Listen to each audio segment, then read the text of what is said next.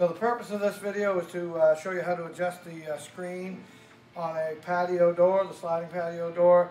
Basically all you need is a Phillips bit in the drill or a Phillips screwdriver if you don't have a drill handy. So we'll show you how to find the adjustment screws. On this particular screen you'll see there's 2 screws near the top, 2 near the bottom on both sides.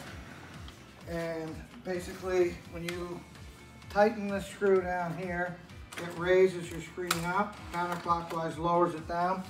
So basically what you want to do is adjust it up so there's not too much pressure on the bottom wheels. I've lowered that right now. You can see it's sort of stiff moving. And as I raise that up,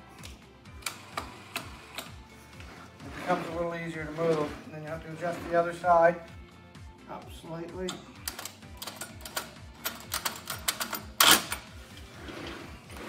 Until your screen's working good. If you have it adjusted so there's not enough pressure on the wheels, the screen will end up falling out on you. It's the same at the top. It's the top screw at the top, and you can adjust your tension there. If it's too tight, your screen's going to be hard to move, so you have to lower it a bit, but get it to a spot where the screen's not going to drop out on you. And that's where the adjustments are for that screen. Another type of patio door screen, and the adjustment screws for it are down in here at an angle. It's the same bit, a Phillips bit. Counterclockwise lowers it, clockwise raises the screen.